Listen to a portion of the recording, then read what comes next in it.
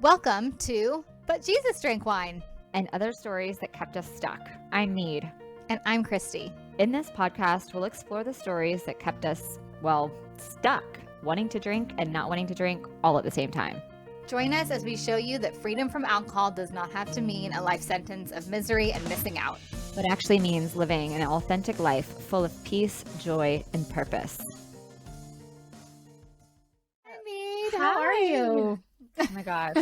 Good. I feel like this is one of the episodes that, or one of the recordings in particular that I'm most looking forward to because, we talk about how we know each other's like basic stories, like what our kind of journey looked like. We've both done, interviews and shared our story that are out there, whatever, but you and I, like just having a conversation around it, that excites me because it gives me also that opportunity to know you on a deeper level as well. And I'm excited to do it this way. Yay. I'm excited too. Should I just go for it? Just start talking about drinking? Yeah. How did you end up here? How did I end up here? Well, gosh, Meade, let me take you way back to high school. No, so seriously, I was actually a real control freak growing up and never really liked to be too out of control. So let's go back to high school. The very first time I tried alcohol was with my best friend, Holly. She's still my best friend to this day. Shout out to Hula Hana Hana Huda Holly. Was at her mom's house. Her mom was a flight attendant. And so she was on a job somewhere, I don't even remember where, but we decided to try tequila at her house. And so, of course, it made us sick. I believe one, if not both of us, vomited a lot. And I wasn't that into it. It didn't taste that good. And we both went to a very strict Baptist high school. And so we weren't even allowed to have dances, much less drink. And I was on student council and I was co-captain of the cheerleading squad and I wanted to get into a good college, the whole thing. So I'm like, I'm not getting caught with alcohol and getting kicked out of school so that I can't get into college. So for me, I know a lot of gals start in high school, but that was kind of one of the few times I tried it in high school. I didn't like it. It made me feel sick. And I knew it was just going to not do good things if anybody found out that I was drinking. So I went on from high school to USC. I'm from Los Angeles originally. Joined a sorority. I was a DG. And of course, in college, tons and tons of drinking. But again, the control freak in me, was just a little bit too nervous. And USC is in downtown LA. It never felt too safe to be out of control. I saw girlfriends stumbling home from the bars getting held up at gunpoint and scary things. I didn't want to put myself in that position. So while I drank, don't get me wrong, I did drink. I was, as I said, in a sorority, lots of parties, but I never got too out of control. But it was definitely an uptick from high school. It was definitely the thing to do. It was definitely the expected thing to be done. And then my junior year at SC, I decided to study abroad over here in London, which is where I now live. But I went to the London School of Economics for my junior year. And I think something about being an expat, or I guess at that point, a student studying abroad, in England, everything that you possibly do is at the pub. You study at the pub, you meet friends at the pub, you do everything at the pub. And plus there was just this desire to be, grown up and sophisticated, and people over here were drinking since they were 18. So for everybody else, it was very normal to just be drinking. So I definitely saw, I guess, an uptick when I first kind of studied in London. Went back to LA after that year, studied for the LSATs, ended up at Pepperdine for law school. Chose Pepperdine primarily because they had a London program, because I definitely got the London bug. I was I didn't have enough time over there. I want more. And so I went to Pepperdine, met my husband, Chris, our very first day of law school. And so yeah, drinking was definitely very much part of our like dating story, our love story. We did a lot of wine tasting together. We came over here to London our second year of law school. There was a lot of like traveling throughout Europe, drinking wine. We decided we were going to start a collection for our future children, like really into the wine thing, super like just obsessed with wine, the whole thing. So there was definitely then again, like, you know, more drinking for a different reason, you know, like it was, well, I guess twofold. First of all, it was like we were still in law school. So I was using it to manage stress and anxiety and like nervousness about school and all of that. And then it was also like the thing to do to relax and unwind. And it was also like part of my love story, you know, kind of just like really wove it in there with like us dating and everything like that. So we wrap up law school. Chris gets a job in England, London. We permanently moved back over here. And again, it's like the expat lifestyle, all of the women's clubs. Like I joined all these women's clubs because I'm like, I need to meet people. It's funny though. I was really lucky because I kind of studied here at various times. I picked up groups of friends along the way, but then when we permanently moved here, I joined like the American Women's Club and the Kensington and Chelsea Women's Society and all this stuff. And everything again was centered around drinking at the pub or drinks. Let's go get drinks. So it was just like, yeah, I mean, it was the thing to do, right? It was the thing that you did after a day of work is that you went, yeah, you had drinks. I worked in Parliament for a little bit, about a year, and there are multiple pubs in the Houses of Parliament. Yeah, yes, it's bananas. So, you know, the 4 o'clock, 5 o'clock bell would hit and you would just like literally go downstairs. You didn't even have to leave the office, and have drinks. And then any sort of like committee meetings or anything, if they were in the afternoons or even sometimes at lunch, would serve wine. So very much a part of the culture over here, obviously. And then I got pregnant with my daughter, Ella. She is now 12. And I was like the only person that I knew that was having a baby at that time. And I didn't have any family over here and I didn't have any friends over here having a baby. So it just felt like really lonely. It felt really lonely. And when I had her, again, it was like join the groups. And so one of the things that they do over here is called NCT. It's like a prenatal class, right? So you make these friends when you're pregnant that are all like giving birth like in the same area at the same time. And what do you do when you have the baby? You meet your NCT group for what? For drinks. And we're sitting there like on the King's Road, like rocking our newborn babies, like with rosé, and just like that's what it was. And the mommy wine culture thing was real. It was what we were supposed to do because we were exhausted young moms, is just like drink to survive. So when I look back at my like quote unquote drinking journey, the uptick with after Ella was real. And yeah, I mean, I remember we had a night nanny one night, and instead of like using those precious hours to actually sleep, which is what I needed because Ella was a terrible sleeper, I just literally went in my room and like drank red wine, I think, and watched a reality show instead of, you know, and that's what I thought was like my break. That's what I thought was like what I needed. I just needed to switch off. And I mean, I'm sure we'll talk tons and tons about what alcohol really does to your sleep, but that was just, you know, actually sabotaging my mothering. And so Ella's ticking along, and then I get pregnant with our son Carter, and he was an emergency C-section and in the NICU, the neonatal unit, for just a few days. But I had wild postpartum after him, and didn't know how to handle it. And yeah, it was all those feelings that I never had when I had Ella. Like I was obsessed with her. I wanted to be around her I thought everything that she did was incredible and amazing. And with Carter, like I felt like I didn't know him. I didn't really like want to hang out with him. I was fine if somebody else dealt with it. I felt like there was no connection there. I saw some like really weird osteopath that told me it's because we were both experiencing trauma from the birth. I don't even know if that's real, but I didn't feel connected. I don't know what it was, but I didn't feel connected to him whatsoever.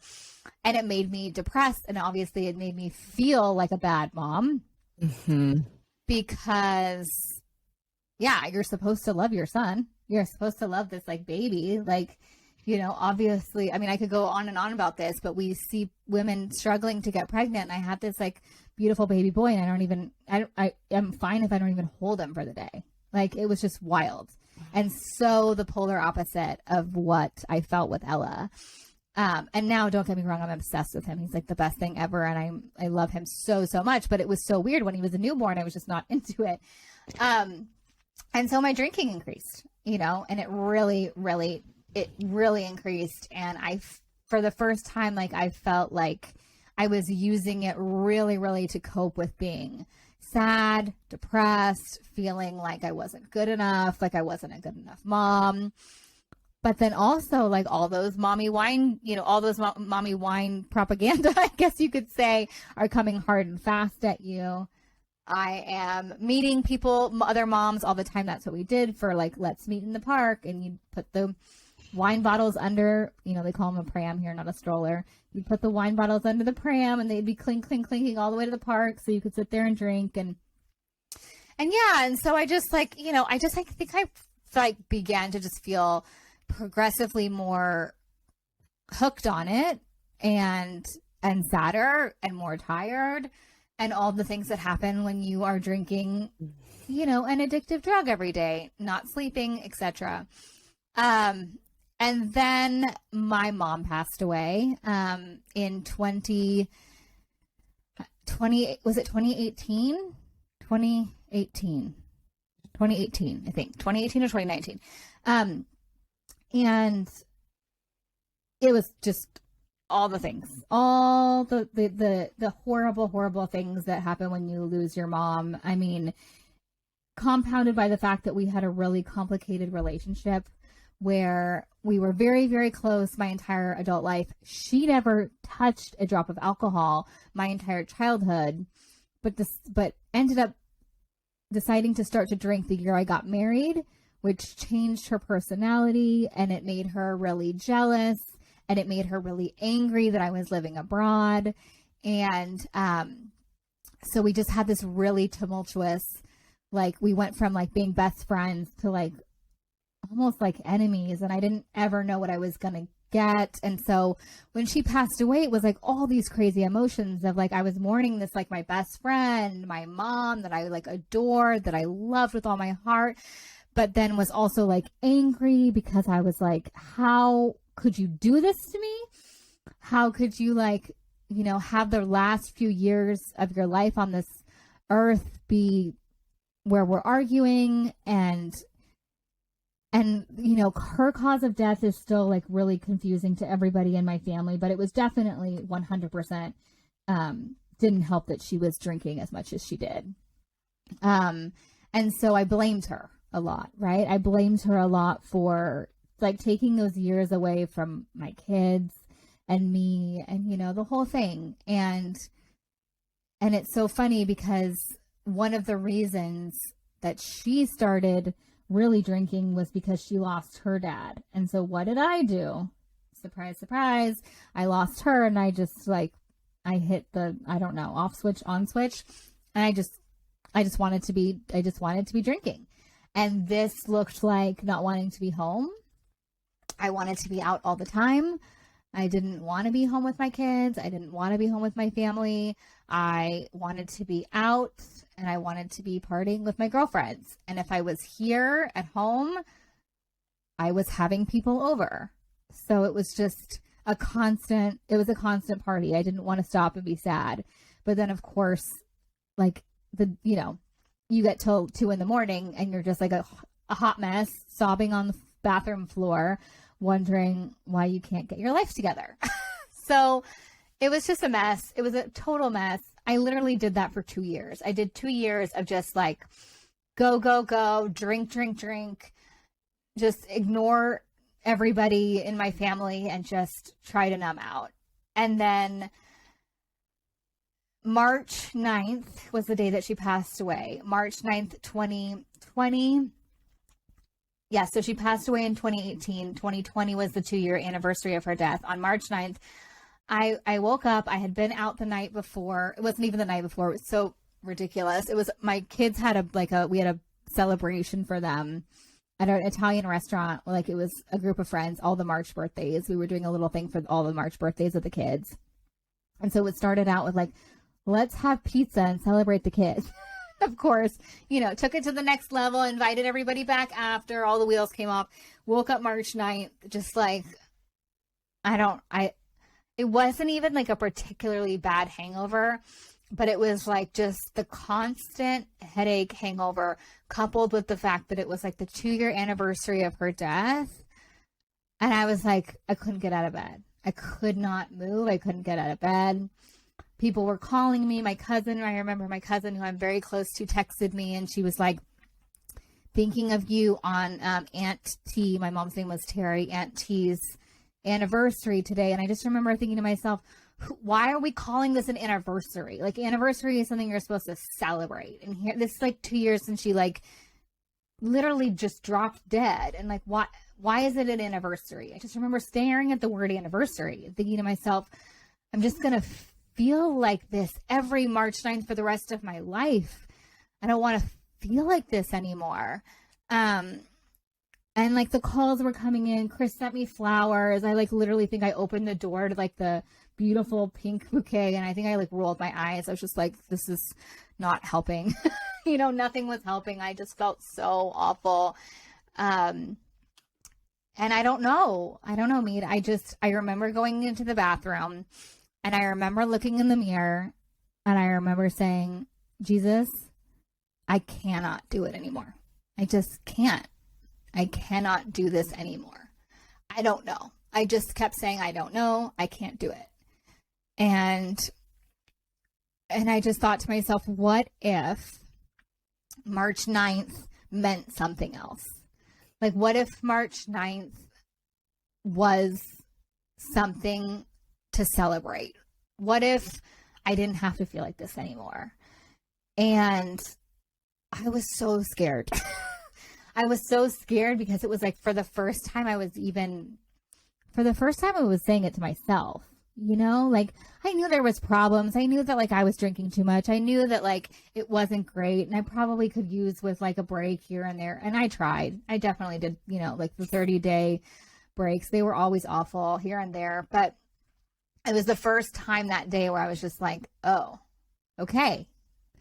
This is, I've said it now to myself, Yeah. And so I don't even like remember I remember like the immediate days following. I think it was a couple days later. And I finally said something to Chris, and I hadn't said anything to anybody else yet. And I just said, I need to take a break from drinking. I was also like majorly hooked on those, what are they called? The vapes, the Juuls. I picked that up along the way as well. And I was just like, I just have to take a break from drinking and vaping because I feel horrendous, and I really would appreciate it. Can you please just like not drink for a little bit with me while I figure this out? And he was like, of course. So then the world went into lockdown.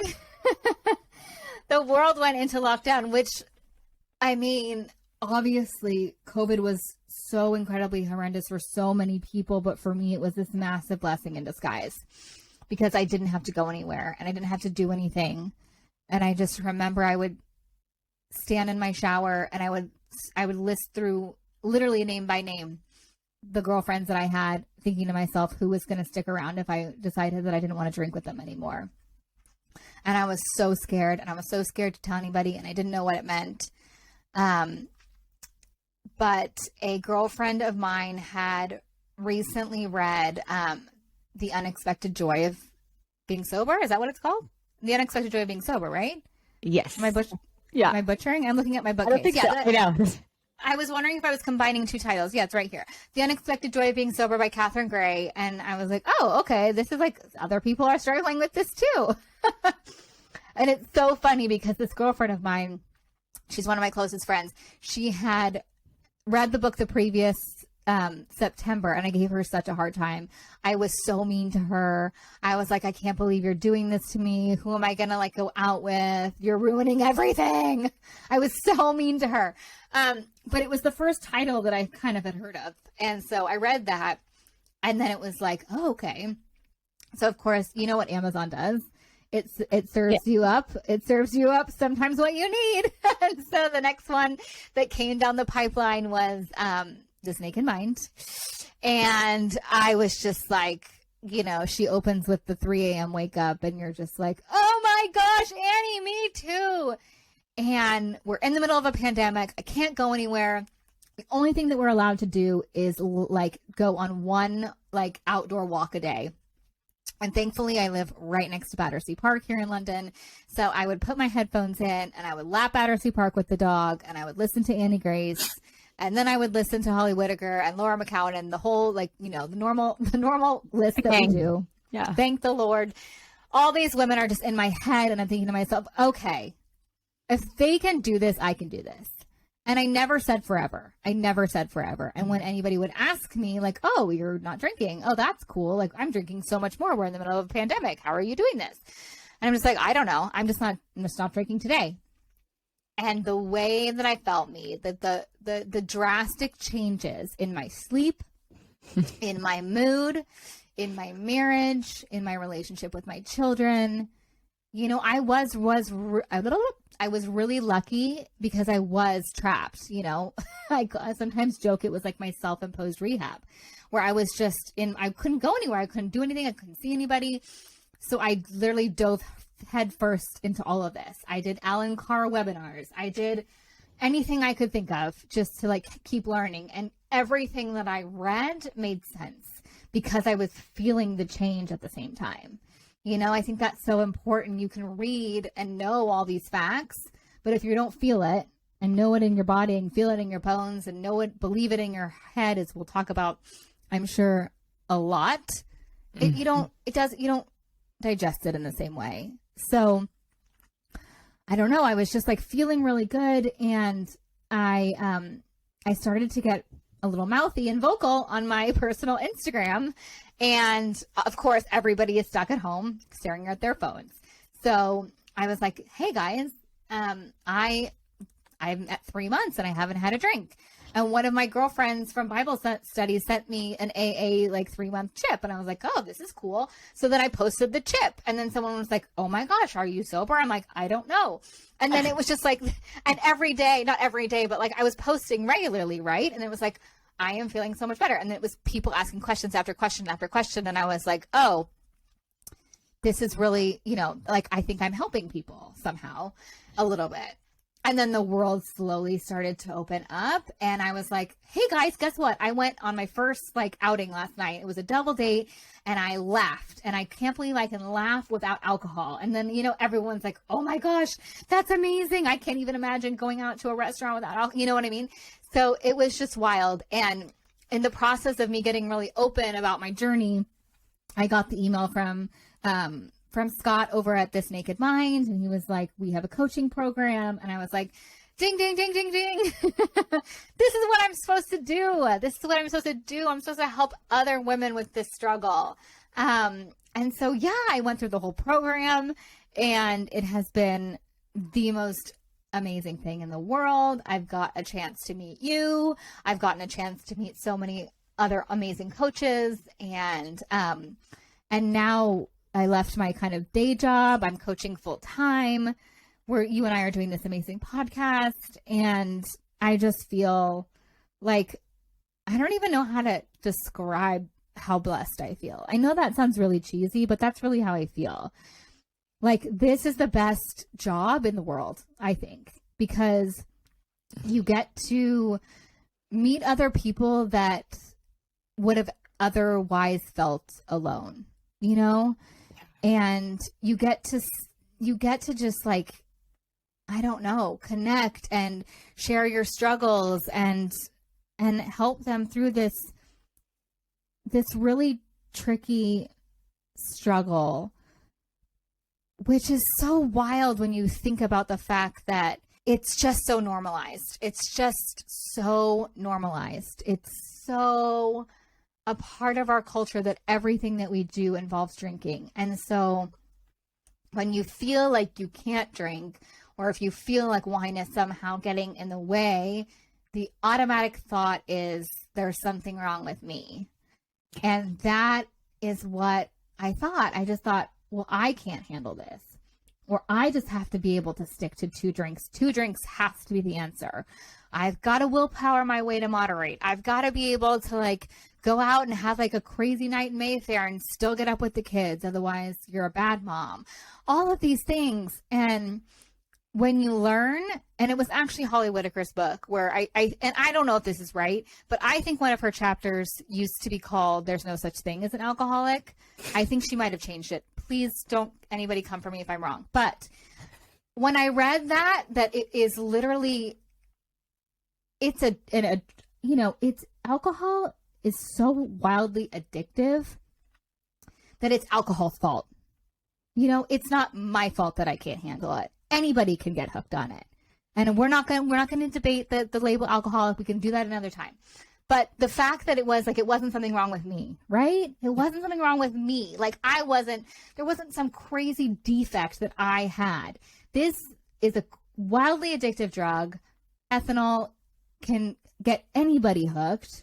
And if you drink enough of it, like this is how your life is going to end up one way or the other, right? And so it was just like, I found so much freedom in that, and so much freedom in just learning the science behind why we are exhausted and why our mood does change and why we do find life so much more stressful than it needs to be, right? Like I was just making my life so much harder on myself than it needed to be.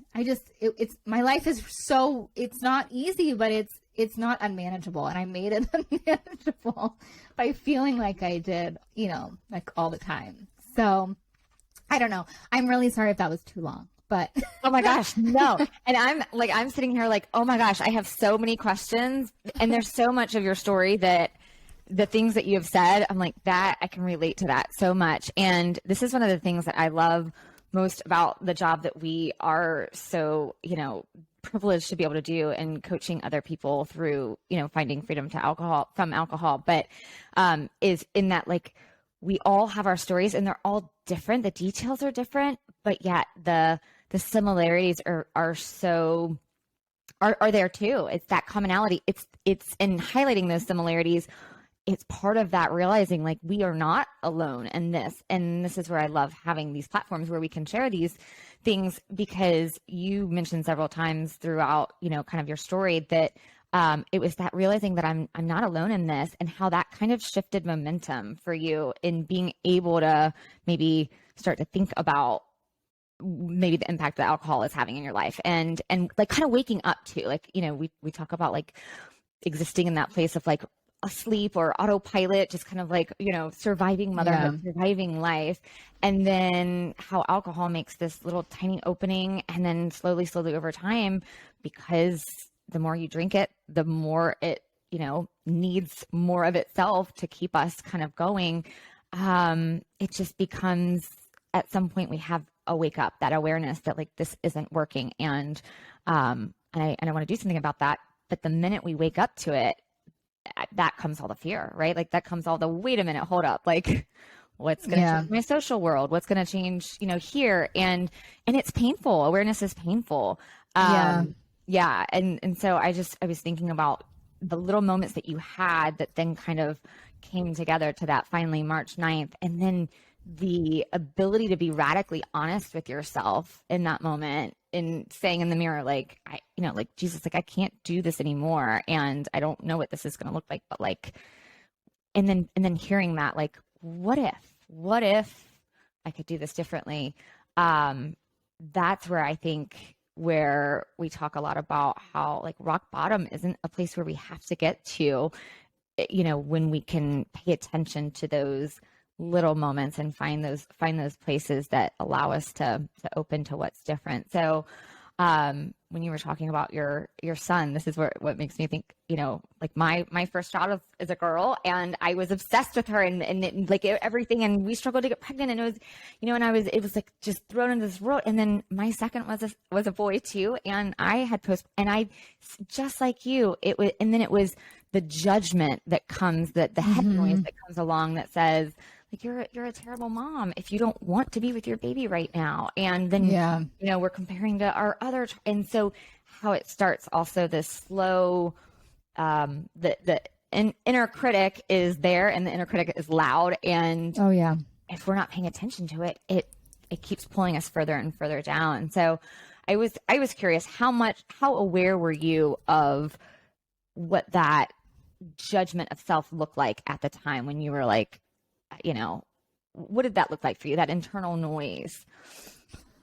Oh my gosh. Well, I didn't even know anything about mindfulness or thought work or recognizing our thoughts, right? I didn't know any of that then. So to me, it just felt like being very lost, feeling very, very alone, not feeling like I could tell anybody how I was feeling because it felt so shameful.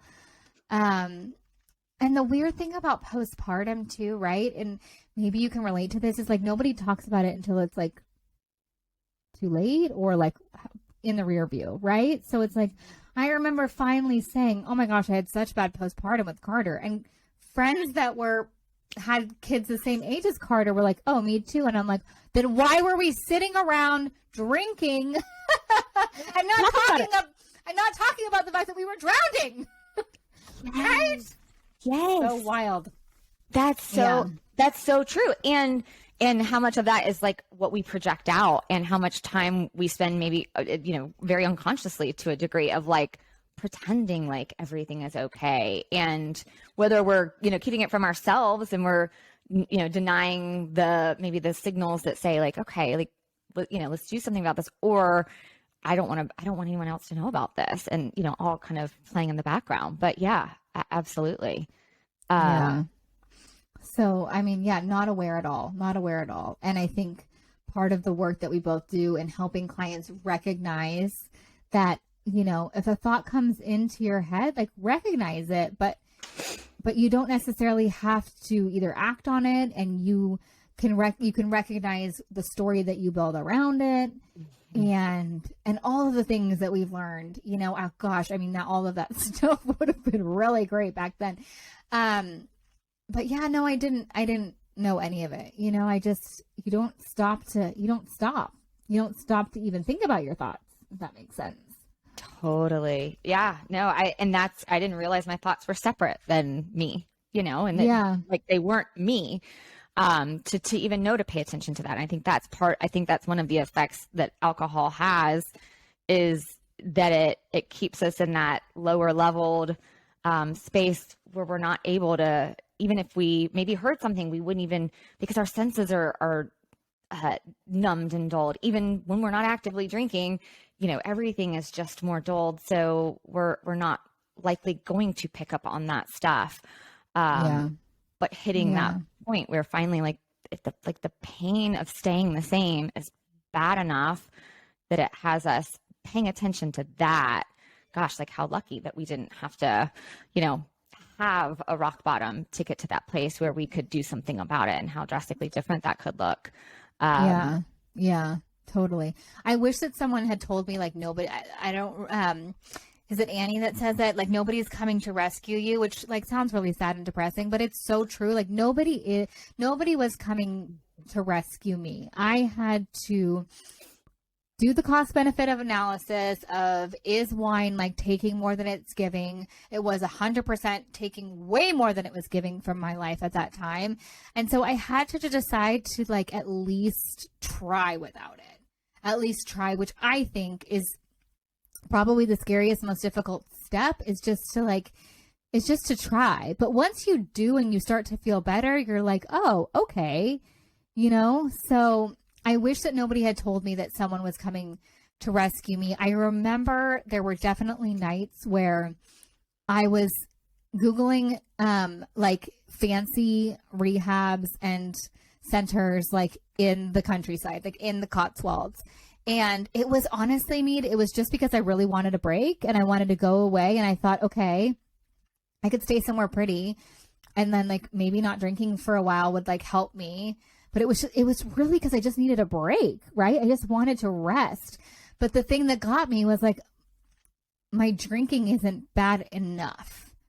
My drinking isn't bad enough. Mm-hmm. Like I've gone through my story. It sounds like I was a real ripper, but to the outside world, right? To the outside world, it was just, I had a really glamorous life in London. And I was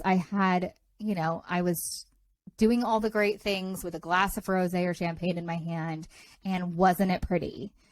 And that was the thing too, like on that day, on the March 9th day, I remember sitting with my Instagram and I was just like scrolling over it. And I was like, oh, this is just not real. None of this is real.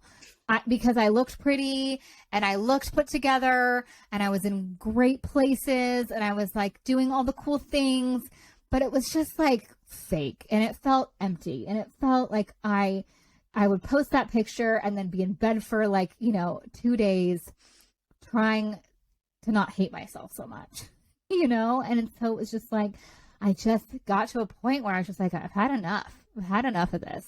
I don't want to be this person anymore.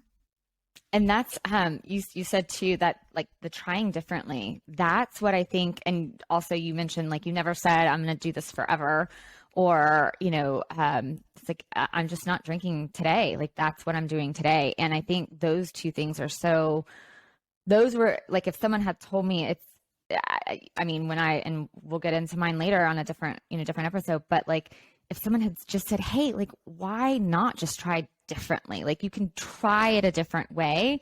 You're not locked into that. You can go back to the way things were if you want to, which I coach people through a lot. It's like, trying this thing AF, trying life AF. You can always go back to the other way if that doesn't work. Always go back. You can always go back. Nobody ever does once they find freedom, because it's like, that would not make any sense. However, like, it's that like, just try something differently. And that's where our minds get so narrow, I think, and not being able to see all of the other, opportunities out there, like possibilities for change around our drinking. Totally, and then with the conditioned around, like, I don't qualify for that. I think that was something that kept me stuck for so long too. It's like, but my drinking doesn't look a lot different than anybody else's. I don't have a rock bottom.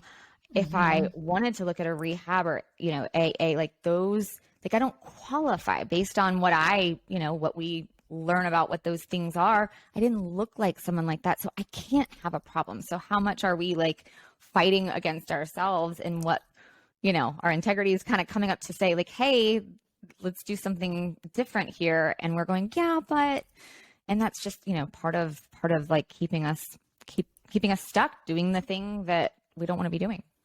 Yeah. Yeah. And I mean, even just any sort of, I think, label, even saying you have an alcohol problem was so scary to me. I mean, I remember being on vacation somewhere. I don't remember where it was, but I just remember being with a friend and thinking to myself, not being able to drink or being an alcoholic or having a drinking problem sounds like I think I said this out loud to my girlfriend, sounds like the worst possible thing that could ever happen to anybody. How could you go and be in a beautiful place and be on vacation and not be able to have a margarita? How in the world could you do that? That would be horrible. But it's because of I think so much of it has to do with the stigma and the label and all of that stuff, where you're just like, you have a drinking problem, it automatically means all of these other things that we've been told it should mean. Yeah. And it means a life of misery. It means a life of missing out. It means a life of meetings. And it doesn't have to mean any of those things. It doesn't have to mean any of those things if you don't want it to. Right. And I didn't know that. I think I would have probably been able to free myself from alcohol a lot earlier if I knew that not only was life so much better on this side, but like there was just, you get to choose how you want to do it. Yeah. You do have choice. But when you're in that place of like max pain around it, you feel very, it's like miserable, like door 1 or door 2, when really there is this door 3, there is this other way. And it takes first, I love the way that like I keep going back to like you saying like, and cause I had kind of a moment like that too, like looking in the mirror and having that radical, like honest moment with yourself and conversation with the Lord that is kind of like meeting, like, how did that even, like, what did you feel in that moment when you finally like kind of like said out loud to yourself, to the Lord, that like, I want to do something differently? What did that feel like? Scary, really, really scary. Like I pictured a life that was kind of like that life I was talking about, where it was just, it felt like, very much limiting prison sentence vibes, where you aren't able to have as much fun, where you probably don't have as many friends, where you live like a smaller, more dulled, less vibrant version of what you do when you're drinking. And it's so the opposite. So, I mean, long answer to the question. I was so scared. I had nobody not one person. I'm trying to think if I'm lying here, but I don't think I am. I didn't know one person that didn't drink. Yeah, I think that's true. I didn't know anybody. And my social life, and this was very much because of like my own making too. Like it was my social life revolved around alcohol. I mean, I was the party house. Like we were the party house. I used to joke that my house was called Hotel California because I wouldn't let anybody leave. It's me. It's my fault. Like I'm Taylor Swift. I'm the problem. It's me. Okay. It's me. I'm the problem. But I was scared. I was really scared. Yeah. Oh my gosh. I love that so much. But yeah, it's you. And then also it's how alcohol keeps us from being able to see that it's also the drug, right? Because of the messages that we receive, that you talk about, like the glamorous life. Like I felt like as long as I was coming home and, rushing through bedtime and not spending quality time with my family, or keeping them up late at a neighbor's house or whatever, while we were drinking, like as long as I'm not neglecting my children and drinking tequila in the corner, then it's okay. Like then it's okay because it's wine. And so wine, it's wine. I'm coming home and it's part of that glamour. And you talked about that as well, and kind of like what you put on social media and how all of that, it's just to see how all of that is so, how it feeds it. Right. And what is projected out that really is masking all of this, I mean, unresolved like pain and gosh, and I'm so sorry about your mom. Thanks, babe. That's so tough. Yeah. And how all of that gets combined. And I was thinking about how you said like when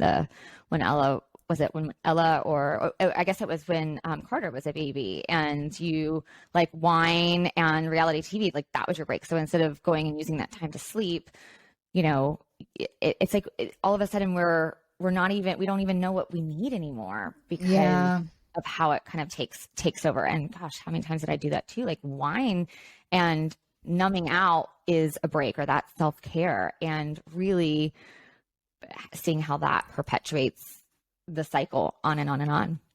Yeah. It's so true. It's so true. Yeah. So what would you say now to yourself? Like what would you tell yourself looking back? Like, or like that moment at the mirror, what would you want Christy on March 9th to know about? Yeah. I mean, I would tell her so many things. I would tell her that you can have fun without alcohol, because that was my last belief that I had to like finally turn around. I really believed that you could not have fun without alcohol. I would tell her that yes, your friends are going to change, but it's going to be the biggest blessing one of the biggest blessings that you ever will receive in your life. And I would probably tell her too that it, like all the firsts, dates are super awkward, right? This is what we tell our clients. Like the first everything is awkward, but it's survivable. You can do it. And it gets easier. It gets easier every single time that you do any sort of first, whether it's the first vacation, the second one is like everything, the first date night, the first night out with girlfriends, the first kid's birthday party that you have to do without alcohol, all of them. They're always weird and they're always awkward, but they get easier. And if you just know that it's going to be a little bit weird, but it is survivable and it will get better, I would tell myself all of those things. Like, you can have fun, your friends are going to shift, but it's going to be a blessing, and all the firsts are going to be weird, but you can do it. Those are 3 things. Meade. Yeah, right. For the sake of time, because we could obviously. I'd love to tell her. I'd love to tell 2020 Christy a lot of things, but yeah.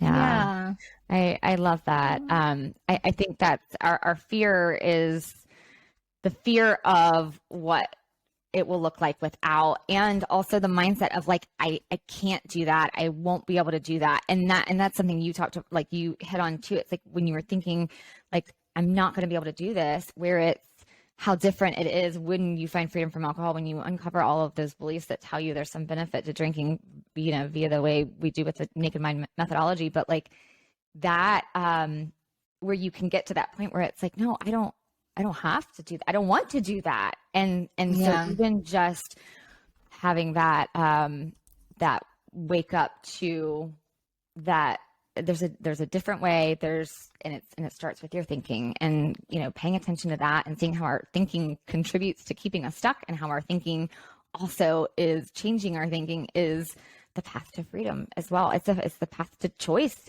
It opens to choice. I love it. All of it.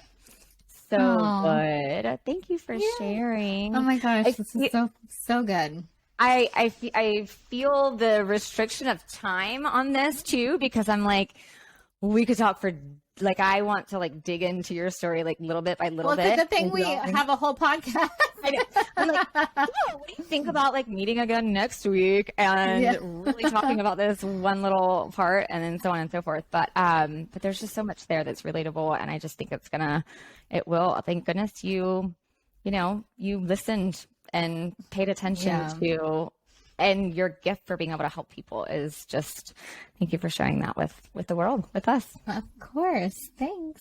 And I'm excited to dig into your story next. Yeah, that'll be fun. I know. So like, it's similar but different, right? So good. I will see you later, my friend. Sounds good.